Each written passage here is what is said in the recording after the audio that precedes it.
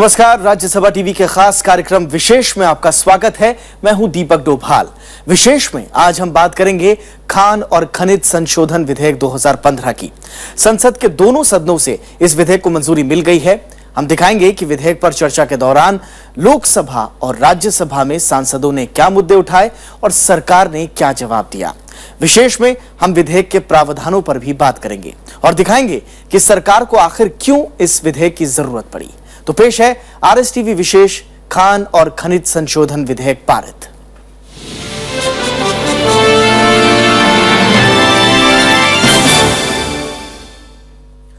खान और खनिज विकास और विनियमन विधेयक 2015 संसद से पारित हो चुका है। राज्यसभा से 2 संशोधनों के साथ पारित ये विधेयक हुआ और इसके बाद राज्यसभा से संशोधन के साथ इस विधेयक को लोकसभा भेजा गया, जहां इसे मंजूरी मिल गई। ऊपरी सदन में वाम दलों ने बिल को दोबारा प्रवर समिति के पास भेजने का प्रस्ताव रखा, लेकिन वोटिंग के बाद उनकी ये मांग खारिज हो गई। केंद्रीय खान और इस्पात मंत्री नरेंद्र सिंह तोमर ने 19 मार्च को खान और खनिज विकास और विनियमन विधेयक पारित करने का प्रस्ताव रखा। उन्होंने कहा कि विधेयक पर पहले ही चर्चा हो चुकी है, इसलिए इसे मौजूदा स्वरूप में ही पारित कर दिया जाए। लेकिन कांग्रेस समेत दूसरे विपक्षी दल इस बात पर राजी नहीं हुए। CPM ने संशोधन पेश किया और विधेयक को प्रवर समिति के पास दोबारा भेजने की मांग की। CPM सांसद P. राजीव ने कहा कि सभी पक्षों की राय नहीं ली गई है। Any member of the council may object to the report being so taken into consideration if a copy of it has not been made available for the use of members for 2 days. First time in the history of the parliament they are getting a notice under Rule 93(2). Why? Because all select committees constituted by this house function on the basis of basic principles of democracy. First time in the history of the parliament, a select committee did not consider the basic principles of democracy. Congress ने भी विधेयक का पुरजोर विरोध किया, जिसके बाद कार्रवाई कुछ देर के लिए स्थगित करनी पड़ी। 10 minutes. Adjourn for 10 minutes. सरकार ने P. राजीव के संशोधन प्रस्ताव का विरोध किया। सदन के नेता अरुण जेटली ने इसे सदन के नियमों के खिलाफ बताया। That 93(2), that is the provision which requires a twice submission to select committee, has not been made applicable to that. Bills originating in Lok Sabha and coming here refers only once under 125 that it can be referred to the select committee. That procedure has been exhausted. सरकार और विपक्ष के बीच गतिरोध के बीच 3 बार सदन की कार्रवाई स्थगित हुई। आखिरकार ये तय किया गया कि विधेयक पर आगे की चर्चा अगले दिन होगी। साथ ही P. राजीव के संशोधन प्रस्ताव पर उठे सवाल पर भी उप सभापति PJ कुरियन ने फैसला अगले दिन यानी 20 मार्च तक सुबह 11 बजे तक टाल दिया। 20 मार्च को सदन में उप सभापति PJ कुरियन ने व्यवस्था दी कि P. राजीव का संशोधन प्रस्ताव नियमों के तहत है। I therefore hold that the amendment given by Shri P. Rajiv is in order. इसके बाद चर्चा शुरू हुई। चर्चा के दौरान TMC, BJD, BSP, NCP, JMM, AIADMK और समाजवादी पार्टी ने सरकार का साथ दिया। Through e-governance, we have actually increased revenues in the last 3 years by 87%. So we welcome the concept of e-auctions. It's a transparent process. We welcome this new bill as a single of the shift towards Thank you. a more transparent system of our of the few minerals and the poor people in the minerals bearing areas. मुझे आश्वासन दिया गया है कि लाखों करोड़ रुपया जो है स्टेट को मिलेगा, इसलिए मैं हो सकता है कि इस बार ट्राइबल का स्थिति सुधरेगा, इसलिए मैं इस बिल का समर्थन करता हूँ। कांग्रेस और वाम दल विधेयक के विरोध में थे। उनका कहना था कि ये बिल राज्य के अधिकारों में दखल देता है। तो वहीं वोटिंग से पहले JDU के सांसदों ने वॉकआउट किया। We had absolutely no consultation with the states and a completely bogus argument was put forward that because the government have consulted the states, there is no need for the select committee to consult the states. The mines are the property of the state. Even state does not have right to auction on its own without the clearance and concurrence of the central government. आखिरकार संशोधन प्रस्ताव पर voting हुई, जिसके विरोध में 112 vote पड़े और संशोधन प्रस्ताव खारिज हो गया। इसके बाद विधेयक को पारित कराने का प्रस्ताव रखा गया और लंबे विरोध के बाद आखिरकार 20 मार्च को राज्यसभा से खान और खनिज विकास विनियमन संशोधन विधेयक सरकार के 2 संशोधनों के साथ पारित हो गया। बिल के समर्थन में 117 और विरोध में 69 वोट पड़े। Motion moved by Shri Tomar is adopted and the bill is passed. Kriti Mishra के साथ विशाल दहिया, राज्यसभा टीवी। राज्यसभा में विधेयक पर चर्चा के दौरान कई और सांसदों ने महत्वपूर्ण राय रखी। बीजेपी के सांसदों ने जहां सरकार का बचाव किया, वहीं विपक्षी पार्टियों ने विधेयक को लेकर सरकार की मंशा पर सवाल उठाए। हालांकि विपक्ष के कई सांसदों ने विधेयक के पक्ष में सहमति भी जाहिर की। भूपेंद्र यादव। खान और खनिज विकास और विनियमन संशोधन विधेयक पर चर्चा में भूपेंद्र यादव ने कहा कि इससे राज्यों के अधिकार में बढ़ोतरी होगी। उन्होंने कहा कि विधेयक पारित होने से स्थानीय लोगों के विस्थापन की समस्या भी सुलझेगी। महोदय, 1957 के इस बिल को जिस अमेंडमेंट के द्वारा मजबूत किया जा रहा है, उस अमेंडमेंट के द्वारा ये जो खानों को देने का जो विशेषाधिकार है, उसमें ज्यादा उसको रोक करके एक ट्रांसपेरेंसी प्रोसीजर को लाया जा रहा है। जो खानों के संबंध में सितंबर 2014 तक लगभग 63,000 एप्लीकेशन पेंडिंग थी, उस सारी प्रक्रिया को समाप्त करके डिले को रिड्यूस करने का प्रावधान लाया गया है। प्रोसीजर्स को सिंप्लीफाई किया गया है। सरकार का जो मिनरल के शेयर में जो अधिकार होता था और विशेष रूप से जो राज्यों का अधिकार होता था, उसके लिए ज्यादा चिंता की गई है। जेडीयू ने कहा कि विधेयक की तैयारी के दौरान राज्य सरकारों से सलाह नहीं ली गई। बीएसपी ने देश में खनन माफियाओं का मुद्दा उठाया। बीएसपी सांसद राजाराम ने कहा कि देश में माफिया गिरोहों का दायरा लगातार बढ़ा है और इस पर अंकुश लगाने की जरूरत है। In fact, the legislative department representative concurred somewhat with the position that the provisions of the new bill could be ultra virus of the constitution, and our attempt was to make them intra virus through a greater time and deliberation given for consideration. A second fundamental point was that without consulting the states, it is impossible to draft a bill because otherwise it will become the subject of sterile litigation between center and states. मुझे ऐसा नहीं लगता कि खनन माफियाओं पर अंकुश सरकार लगा पाएगी, क्योंकि इन माफियाओं की जड़ें इतनी मजबूत हैं कि वो देश की राजनीति को भी प्रभावित करते हैं। महोदय, एक तरफ खनन माफिया खनिज संपदा का दोहन करके अरबों खरबों की संपत्ति इकट्ठा कर रखे हैं, वहीं दूसरी तरफ खानों में काम करने वाले मजदूर इंसान होते हुए भी जानवर से बदतर जिंदगी जीने को मजबूर हैं। कांग्रेस के मुताबिक यूपीए सरकार के दौरान खनन पर नीतियों में ही मामूली फेरबदल के साथ नया संशोधन विधेयक लाया गया है। शांताराम नायक ने यह आरोप लगाया कि नई सरकार यूपीए की नीतियों को गलत साबित करने के उद्देश्य से विधेयक पास कराना चाहती है। Tribunals, national tribunal, state tribunal not been incorporated. Special courts were provided in the bill. Stringent punishment to those who violate the mining laws. All these provisions which were contained in the 2011 bill were not incorporated by this committee, and therefore I am saying, sir, that this present bill is a skeleton bill brought in order to show that UPS bill was not good. JMM ने खनिज प्रधान राज्य झारखंड के विकास पर जोर दिया और कहा कि विधेयक पास होना चाहिए। हालांकि जेएमएम सांसद संजीव कुमार ने सरकार पर खनिज प्रधान राज्यों में विकास के लिए जरूरी कदम नहीं उठाने के आरोप लगाए। बार बार कहा गया है कि लाखों करोड़ रुपया जो है सो स्टेट को जाएगा, लेकिन इतना पैसा गया है, लेकिन आज भी जो झारखंड के ट्राइबल की स्थिति में सुधार नहीं हुआ। आज भी टोटल पॉपुलेशन का 14% पॉपुलेशन झारखंड का दूसरे स्टेट में डिस्प्लेस्ड हो चुके हैं, और जो डिस्प्लेस्ड लोग हैं उनका अभी भी जो है सो मुआवजा या कंपनसेशन या नौकरी में जो मिलना चाहिए था वो सब मिला नहीं है। सीपीआई ने पेशा कानून के दायरे में आने वाले इलाकों के लिए अलग नियम बनाने की मांग की। All actions of the MMDR Act 1957 and the present 2015 shall be and should be in conformity with the provisions of the Panchayat Extension to Scheduled Areas Act 1996.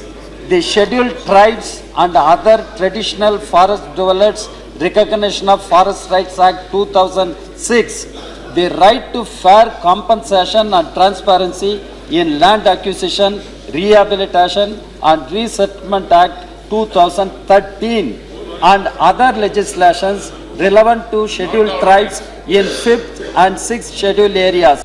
खनन के पट्टे बढ़ाने की अवधि को लेकर सांसदों ने चिंता जाहिर की। कई पार्टियों ने इस मसले पर सरकार से सफाई मांगी। Bureau report, Rajya Sabha TV. और राज्यसभा से पहले इस विधेयक को लोकसभा से भी मंजूरी मिल गई। विधेयक पर चर्चा के दौरान सरकार ने दावा किया कि इससे खनन क्षेत्र में पारदर्शिता आएगी। सरकार ने यह भी कहा कि नए कानून में राज्यों को ज्यादा अधिकार दिए गए हैं।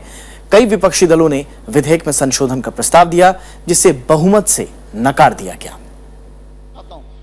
खान और खनिज विकास और विनियम संशोधन विधेयक पर बहस के जवाब में मंत्री नरेंद्र सिंह तोमर ने लोकसभा को आश्वस्त किया कि विधेयक का मकसद पारदर्शिता बढ़ाना है। उन्होंने साफ किया कि विधेयक में राज्यों के अधिकार का दायरा बढ़ाया गया है और विस्थापितों के कल्याण की व्यवस्था की गई है। खान और इस्पात मंत्री ने यह भी कहा कि नए कानून के चलते इस क्षेत्र में भ्रष्टाचार पर भी लगाम कसी जा सकेगी। यह विधेयक पारदर्शिता बढ़ाने वाला है। यह विधेयक खनन के कार्य को गति देने वाला है। यह विधेयक रोजगार के अवसरों को सृजित करने वाला है। यह विधेयक विवेकाधिकार को समाप्त करने वाला है। यह विधेयक देश की अर्थव्यवस्था को बढ़ाने में मदद करने वाला है। हालांकि विपक्ष ने विधेयक पर चिंताएं भी जताई। विधेयक से पहले अध्यादेश लाने की मंशा को लेकर विपक्ष ने सवाल पूछे। कांग्रेस, आरसीपी, सीपीएम और तृणमूल कांग्रेस ने कहा कि पट्टे की अवधि बेजा तरीके से बढ़ाया जा रहा है। सांसदों ने कहा कि 50 साल के लिए लीज की दरकार नहीं है। मंत्री के जवाब के बावजूद असंतुष्ट सांसदों ने बदलाव की मांग की। Sir, the controversial issues or the contentious issues, I would like to brief my points within 2-3 minutes. Number one is the lease period. The Honorable Minister has just responded the lease period making 30 years to 50 years.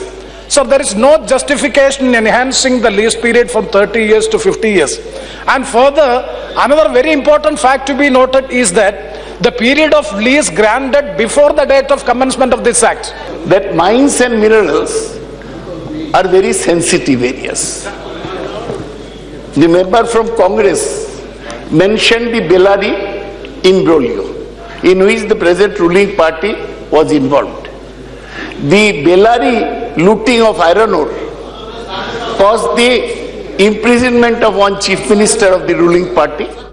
The more the money, that auction is accepted. But in regulated sector, for power sector, the less the money is auctioned, it is to be given to the bidder.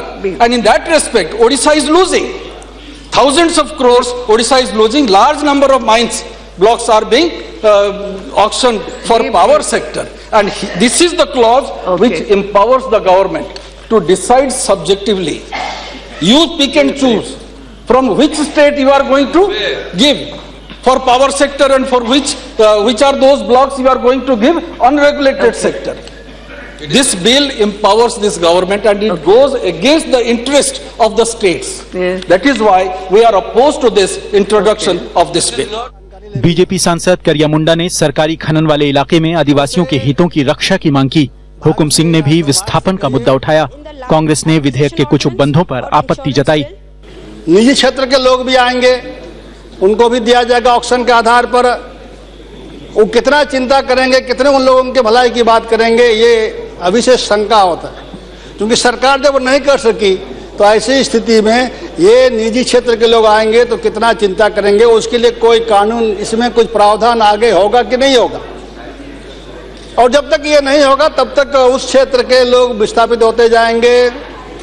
धीरे धीरे आदिवासियों की संख्या भी घटेगी। First of all, sir, Section 18, which will be inserted as Section 20A of this Act.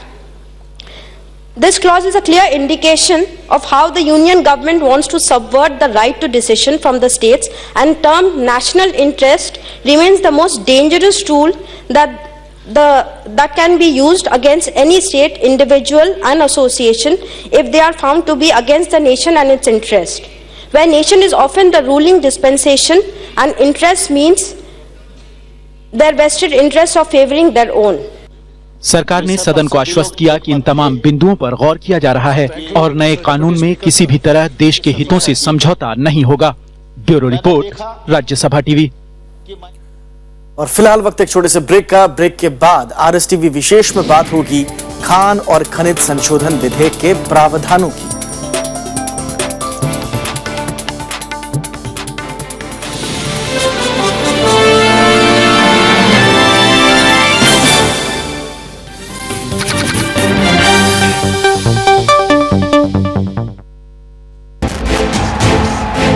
विश्व cup से बाहर हुआ भारत, ऑस्ट्रेलिया से मिली पराजय, कहां गए चूक, कैसे गए हार। देखिए पहली खबर, टूटा सपना, आज रात 8 बजे।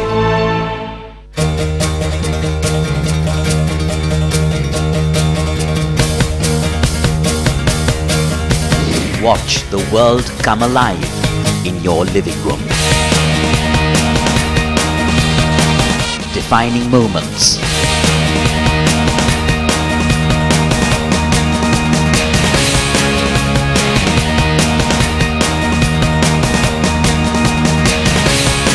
Momentous events.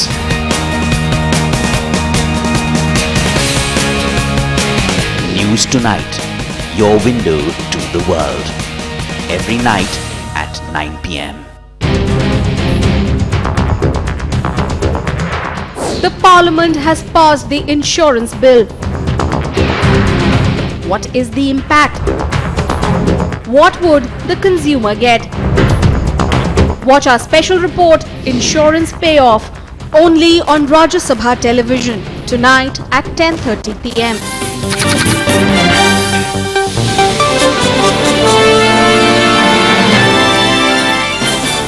ब्रेक के बाद आपका स्वागत है। आप देख रहे हैं विशेष, और विशेष में आज बात हो रही है खान और खनिज संशोधन विधेयक 2015 की।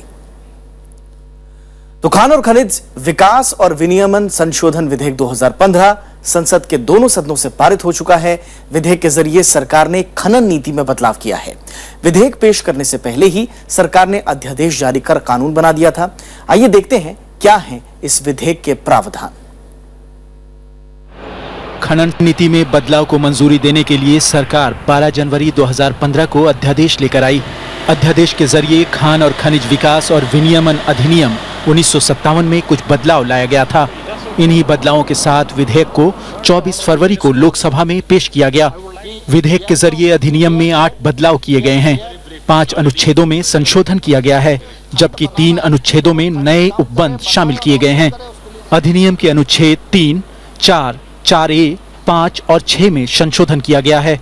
इसी तरह विधेयक में जो नए उपबंध शामिल किए गए हैं, उनमें अनुच्छेद 8A के जरिए कोयला, लिग्नाइट और नाभिकीय खनिजों को छोड़कर बाकी खनिजों के पट्टे की अवधि बढ़ाने से जुड़ा उपबंध, अनुच्छेद 9B और 9C के जरिए जिला खनिज फाउंडेशन की स्थापना और अनुच्छेद 10A, 10B और 10C के जरिए पट्टे के लिए आवेदन करने वालों से जुड़े बदलाव किए गए हैं। माननीय उपाध्यक्ष महोदय, खनिज का क्षेत्र व्यापक है, सारे देश की निगाह उस पर रहती है, देश की अर्थव्यवस्था उस पर टिकी है, रोजगार का मामला उस पर टिका हुआ है। तो ऐसी स्थिति में अगर वहां पर्यावरण का संतुलन बिगड़ रहा है, माइनिंग ठीक प्रकार से नहीं हो रही है, तो ऐसी स्थिति में अगर कोई निर्देश देना है तो वो निर्देश दिया जाएगा। हम बहुत सारे अधिकार राज्य सरकारों को दे रहे हैं, लेकिन माननीय उपाध्यक्ष महोदय, केंद्र सरकार अपनी जवाबदारी से मुक्त नहीं होना चाहती। अगर ये एक्ट हम ला रहे हैं तो इस एक्ट का 100% क्रियान्वयन हो, यह केंद्र सरकार की जवाबदारी है। विधेयक में ये साफ किया गया है कि किसी भी पट्टेदार को अधिकतम 10 वर्ग किलोमीटर तक ही पट्टा दिया जा सकता है। अगर इससे ज्यादा का पट्टा आवंटित किया जाता है तो अतिरिक्त जमीन को दूसरा पट्टा माना जाएगा। पट्टे की अवधि 30 साल से बढ़ाकर 50 साल कर दी गई है। मियाद खत्म होने के बाद उसे फिर से आवंटित नहीं किया जाएगा, बल्कि नए सिरे से पट्टे की नीलामी होगी। विधेयक के मुताबिक पट्टा देने का जिम्मा राज्य सरकार का होगा, लेकिन केंद्र सरकार उस पर अंतिम मुहर लगाएगी। इंटरनेट के जरिए भी नीलामी का रास्ता खोला गया है। राज्य सरकार की अनुमति से उपयुक्त व्यक्ति के हाथ पट्टे का स्थानांतरण किया जा सकता है। कि कोई विशिष्ट खनिज या कोई विशिष्ट क्षेत्र ऐसा हो जिसके लिए राज्य सरकार को ऐसा लगता है कि इसके क्षेत्र को बार बार बढ़ाने की आवश्यकता है, तो इसलिए यह प्रावधान रखा है। अगर राज्य सरकार को जो प्रावधान है उसमें कम करके खंड बनाना है तो वो खंड कम करे, बनाए और ऑक्शन करे, उसके लिए राज्य सरकार पूरी तरह स्वतंत्र है। जिला खनिज फाउंडेशन मुनाफा रहित संस्था होगी, जिसका काम खनन से स्थानीय लोगों पर पड़ने वाले असर की समीक्षा करना होगा। इसकी निगरानी के लिए राष्ट्रीय स्तर पर भी एक निकाय की स्थापना का प्रावधान है। पट्टेदार कंपनी मुनाफे का अधिकतम 1/3 हिस्सा जिला खनिज फाउंडेशन को देगी। इन पैसों का इस्तेमाल प्रभावित लोगों की बेहतरी के लिए किया जाएगा। दिलीप खान, राज्यसभा टीवी। और इससे पहले खान और खनिज विकास और विनियमन विधेयक 2011 में यूपीए सरकार के वक्त ही संसद में लाया गया था, लेकिन निष्प्रभावी होने के बाद एनडीए सरकार इसे नए सिरे से लेकर आई। हालांकि एनडीए के लिए संसद और खासकर राज्यसभा से विधेयक को पारित कराना काफी मुश्किल भरा रहा। खान और खनिज विकास और विनियमन कानून 1957 में बदलाव के लिए पिछली यूपीए सरकार ने लोकसभा में 2011 में विधेयक पेश किया, लेकिन लोकसभा के भंग होने के कारण यह बिल निष्प्रभावी हो गया था। एनडीए सरकार ने इस बिल को फिर से तैयार किया, जिसमें सुप्रीम कोर्ट के फैसलों और शाह आयोग की सिफारिशों का ध्यान रखने की बात कही गई। प्रधानमंत्री नरेंद्र मोदी की अध्यक्षता में 5 जनवरी को केंद्रीय मंत्रिमंडल की बैठक में खान और खनिज अध्यादेश को मंजूरी दी गई। इसके बाद राष्ट्रपति प्रणब मुखर्जी ने 12 जनवरी 2015 को अध्यादेश को मंजूरी दे दी, लेकिन अध्यादेश की मियाद 5 अप्रैल को खत्म हो रही थी। लिहाजा 24 फरवरी को इससे जुड़ा विधेयक लोकसभा में पेश किया गया। लोकसभा ने 3 मार्च को विधेयक को मंजूरी दे दी। हालांकि राज्यसभा में बिल की राह आसान नहीं रही। सरकार 10 मार्च को इसे राज्यसभा में पेश करना चाहती थी, लेकिन विपक्ष इसे प्रवर समिति के पास भेजने पर अड़ गया। I do not understand how this house can pass these bills without the scrutiny of the parliamentary standing committee. As I have said in the beginning, I am not talking about the merit and dismerit of an individual bill. There may be difference of opinion. The government did not get an opportunity to move this official amendment today. The government would have to wait for 1 or 2 years to move this official amendment today. Okay. Yes, sir. Our constitutional fathers. So we go by the rules for a democratic concept. आखिरकार सरकार विधेयक को संसद की प्रवर समिति के पास भेजने पर राजी हो गई। उपसभापति पीजे कुरियन ने सरकार और विपक्ष से मिलकर समिति का प्रारूप गठित करने को कहा। LOP, the leader of the house, parliamentary affairs minister and leaders of party together sit and prepare the names of the select committee and that will be put here and unanimously passed. 11 मार्च को सदन की सहमति से विधेयक प्रवर समिति को भेज दिया गया। बीजेपी सांसद भूपेंद्र यादव की अगुवाई वाली 19 सदस्यीय समिति को 18 मार्च तक रिपोर्ट देने को कहा गया। माननीय सभापति महोदय, मैं राज्यसभा के वर्तमान सत्र के दौरान इस आशय का प्रस्ताव प्रस्तुत करता हूं कि खान और खनिज विकास और विनियमन अधिनियम 1957 का और संशोधन करने वाले विधेयक जो लोकसभा द्वारा पारित रूप में 18 मार्च 2015 तक या उसके पूर्व प्रतिवेदन प्रस्तुत करने के निर्देश के साथ राज्यसभा की प्रवर समिति को सौंपा जाए। प्रवर समिति की रिपोर्ट 18 मार्च को राज्यसभा में पेश हुई। समिति ने बिल में 2 अहम बदलाव किए। पहले संशोधन में राज्यों को मिलने वाली 1/3 रॉयल्टी के मसले को सुलझाया गया, जबकि दूसरे संशोधन में राज्य सरकारों को आदिवासियों के अधिकारों के हिसाब से कानून के नियम तय करने की सिफारिश थी। इस रिपोर्ट में कांग्रेस के शांताराम नायक, सीपीएम के टीके रंगराजन, सीपीआई के डी राजा और जेडीयू के पवन कुमार वर्मा ने लिखित असहमति दी। राज्यसभा में विपक्ष के नेता गुलाम नबी आजाद ने रिपोर्ट पर विरोध दर्ज कराया। उन्होंने कहा कि इन विधेयकों को स्थायी समिति में नहीं भेजा गया और सेलेक्ट कमेटी का कार्यकाल बढ़ाने की मांग भी सरकार ने खारिज कर दी। Sir, on behalf of my party, we want to register our protest against the manner in which the Mines and Minerals Regulation and Development Amendment Bill 2015 and Coal Mines Special Bill 2015 are being rushed for passing, as understood the following. Why? The bill were not referred to the standing committee in the first instance. विपक्ष की मांग थी कि विधेयक को स्थायी समिति के पास भेजा जाए। विपक्ष ने यह भी मांग की थी कि इसे बजट सत्र के दूसरे हिस्से के पहले हफ्ते में पेश किया जाए, लेकिन सरकार ने मांग खारिज कर दी और आखिरकार 20 मार्च को 2 संशोधनों के साथ विधेयक राज्यसभा से पारित हो गया। Bureau report, Rajya Sabha TV. तो देश विदेश के मुद्दों पर राज्यसभा टीवी की विशेष पेशकश जारी रहेगी। हम आपको आगे भी दिखाते रहेंगे आम आदमी से लेकर अंतर्राष्ट्रीय राजनीति को प्रभावित करने वाले मुद्दों पर राज्यसभा टीवी का खास कार्यक्रम विशेष। फिलहाल इजाजत दीजिए, नमस्कार।